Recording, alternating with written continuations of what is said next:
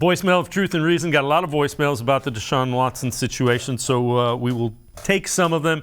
Here's one, voicemail of Truth and Reason on Deshaun Watson's case. Hi, this is Alex in Oregon, longtime Browns fan. Love the show. Deshaun Watson's team has really guided him the wrong way. The best strategy would have been to at least admit some sort of inappropriate behavior and, on the fine side, agree to donate, $1 million per woman or $1 million per case, $24 million to women's abuse causes.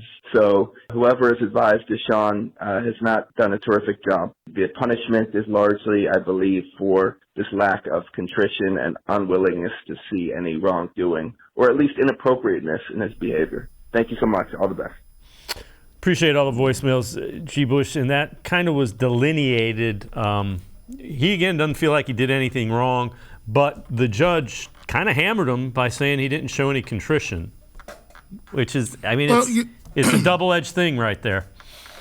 It's always a double-edged sword. I always take a look at it.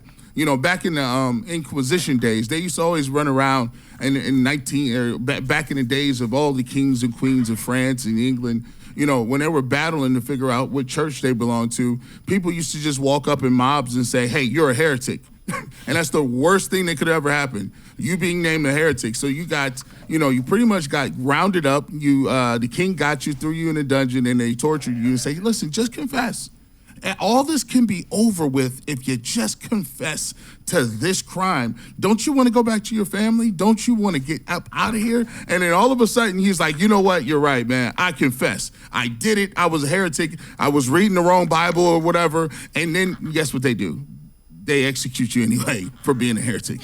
So at the end of the day, the league is not going. If anybody believes that the league was going to come out and give Deshaun Watson 4 games because he said he was remorseful, you're mistaken, right? No. If you thought they're going to get 6 to 8 games because he saw the error in his ways, no, they were always going to give him what they were going to give him. So the thought process of whether or not you're guilty of anything, in Deshaun Watson's mind, he's like, well, I went in front of 2 grand juries, and those grand juries had the ability to take my freedom away. And they said that they're not going to bring charges. So in my opinion, I didn't do anything. Now, in terms of what Sue Robinson saw, it is what it is. That was her opinion on it. And she issued an opinion of that as well as 6 games.